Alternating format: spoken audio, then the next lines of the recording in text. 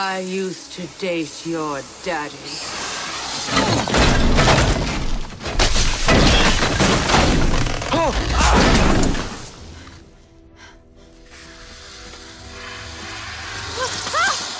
Need a hand? Oh, Grover. Thanks. Come on, let's go.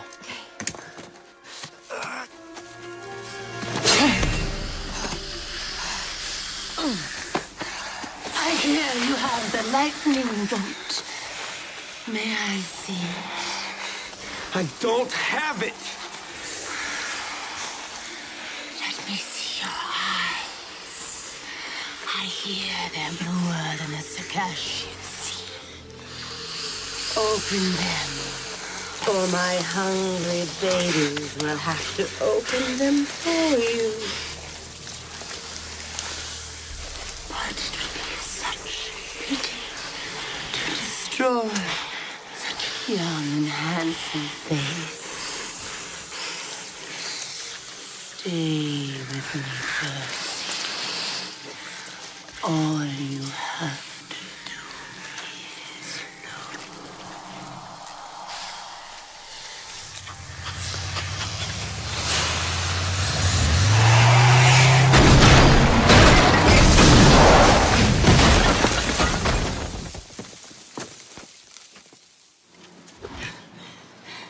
Are you okay?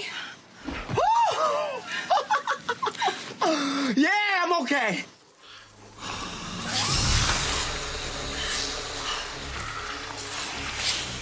Son of Poseidon.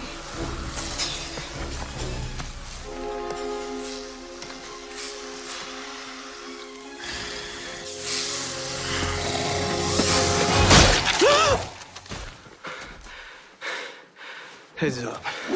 E aí, galera, quem aí nunca assistiu Percy Jackson, não é verdade? Confesso que o livro é muito melhor. Quem quiser, indico. Bom, então, Percy Jackson, na verdade, é uma versão bem atualizada da mitologia grega, que era o foco da arte grega. Era tudo voltado, ou melhor, a maior parte voltada aos seus deuses e sua mitologia. Então, vamos conhecer um pouquinho das características da Grécia. Então vamos lá. A arte grega ela foi muito voltada às suas esculturas, pinturas e arquiteturas. Eles gostavam de relacionar as cenas que eles faziam e as esculturas em relação aos seus deuses, em relação às cenas mitológicas e também algumas coisinhas do cotidiano deles. A arquitetura era voltada aos templos de adoração aos deuses. O teatro ele surgiu no meio de um culto dionisíaco, onde uma pessoa super bêbada, porque afinal de contas Dionísio é o deus do vinho, fingiu ser Dionísio em meio à multidão, e daí surgiu o primeiro personagem. E depois disso começaram a surgir os escritores de teatro e também os filósofos, assim como Aristóteles. E também temos, é claro, dentro da Grécia, o início da geometria. Pitágoras, já ouviram falar? Pois é, ele era grego. Os gregos, eles admiravam muito a inteligência e a sensibilidade. Era o que tinha mais valor para eles. Vamos falar um pouco da pintura. Bom, infelizmente o que chegou para a gente das pinturas gregas foram os registros em cerâmica, nos vasos. Essas cerâmicas eram utilizadas como utilitários, ou seja, para armazenar vinho, para guardar coisas, para carregar coisas. Dentro da pintura, eles trabalhavam muito a proporção. Tudo eles queriam bem perfeitinho, tudo muito belo. Eles registravam cenas do cotidiano ou cenas mitológicas, como vocês podem ver aí, que é uma cena da mitologia de Hades. Eles utilizavam cores vibrantes que chamassem a atenção. Esse aí, no caso, foi utilizado o vermelho contrastando com o fundo preto, ou seja, eles utilizavam bastante o contraste das cores, justamente para chamar a atenção. Vamos falar um pouco da escultura. A escultura ela foi dividida em 3 períodos, assim como a evolução da arte grega. Então vamos falar da escultura arcaica. Nós temos os coros, que são os homens, e corés, que são as mulheres. Então toda escultura de homem era feita assim, e toda escultura de mulher era feita assim. Eles têm um pouco da essência da arte egípcia, né?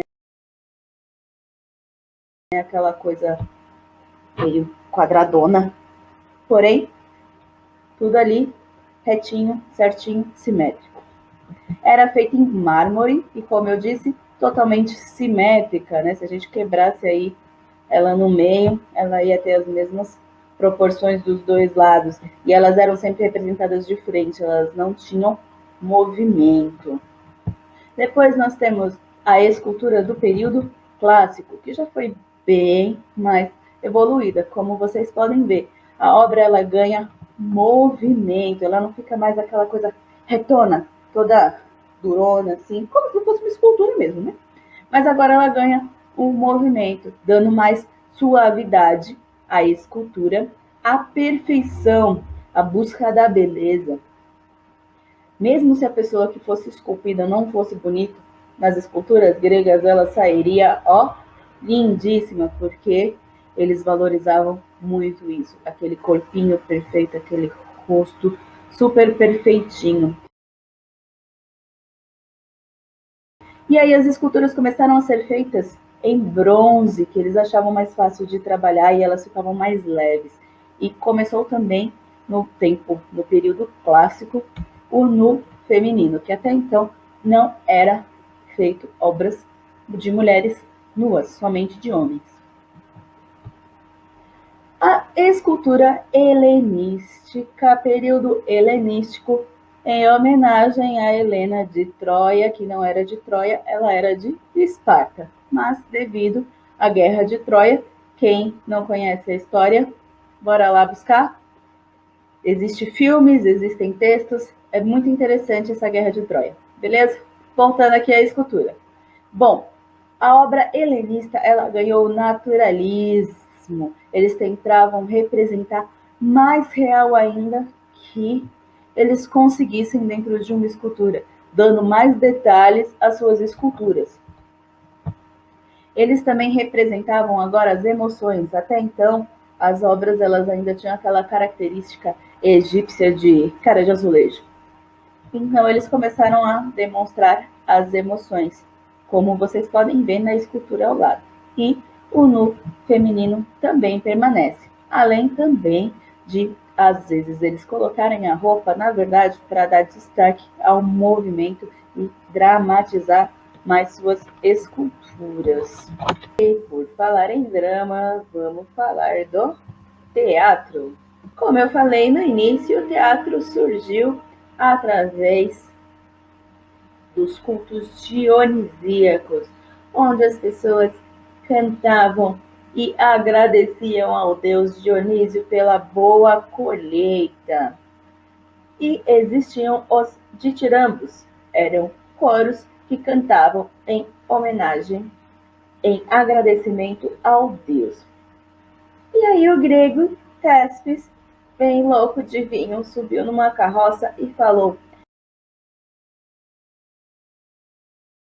eu sou Dionísio, deus do vinho, da alegria, bebam e saúdam a minha glória. Desde então surgiu-se o ator e os espectadores. Então os escritores, as pessoas cultas da época, resolveram escrever. Foi daí que surgiu o gênero tragédia e comédia. As apresentações gregas eram abertas ao público, até os escravos podiam assistir. É óbvio que sempre tinha alguém que bancasse elas por trás, né? Porque tinha que pagar os atores, toda a estrutura e o cenário. Naquela época, mulheres não podiam representar, apenas homens. E aí, para fazer a diferença dos personagens, eram utilizados as máscaras. Foi daí também que surgiram a ideia de máscaras. A tragédia ela fazia um efeito de catarse nas pessoas que assistiam. Ou seja, aquela coisa de conscientização, porque as tragédias nada mais eram do que aquela luta com as consequências da vida, com as coisas que a gente não podia controlar, ou com as consequências dos nossos atos. Tanto é que ou morria todo mundo, ou morria uma grande parte das pessoas dentro de uma tragédia. E depois que eles apresentavam a tragédia e faziam esse efeito de catarse no público, onde eles ficavam pensando e refletindo sobre aquele momento, aquilo que eles tinham visto e sobre a vida deles, eles faziam uma comédia. Normalmente eram feitas duas tragédias e uma comédia. E a comédia vinha para amenizar o que a tragédia tinha trazido de tão pesado. Só que as comédias, elas normalmente tinham cunho político, ou seja, eles aproveitavam que estava todo mundo ali se divertindo para criticar a política naquela época, ou seja, os governos, os comandantes daquele momento. E agora nós vamos falar da arquitetura. Verdade? A arquitetura voltada às colunas, ou ordens, como eles chamavam. Ela também evoluiu de acordo com os períodos. As estruturas em si eram todas ou quadradas ou retangulares, porque seguiam o teorema de Pitágoras, tá certo? Então vamos lá. A primeira coluna que nós temos é a dórica, que é essa coluninha aqui, ó, mais simples. Ela é só retinha em cima, arredondada embaixo, e no final dela, normalmente era só arredondada embaixo, não tinha muito detalhe. Depois nós vamos para a jônica, que ela tem esse caracol, como se ligasse uma ponta à outra, e o seu final ou era igual ao dórico, ou era igual à parte de cima. E depois nós temos a coríntio, que tem esses efeitos de folhas aqui, muito ligado à época helenista, certo? E o seu final também ou era igual ao dórico, ou era igual a parte de cima. Por quê? Porque ninguém andava com a cara pro chão. E aí o que eles faziam? Decoravam sempre a parte de cima. Na parte de cima era sempre que chamava mais atenção. Embaixo, ou eles faziam igual, ou eles deixavam mais simplesinhas, como a dórica. Tá certo? Então aí tá o nosso resumão da arte grega. E agora, é claro, que é hora da nossa atividade. O que vocês vão fazer? Vão ler os capítulos da apostila sobre a arte grega, que começa na página 23 e vai até a página 29. Lá está bem detalhadinho tudo isso que eu expliquei para vocês. E vocês têm os exercícios da página 30 para resolver 6 questõezinhas aí super simples, ok? E aí a gente se encontra em breve. Até logo!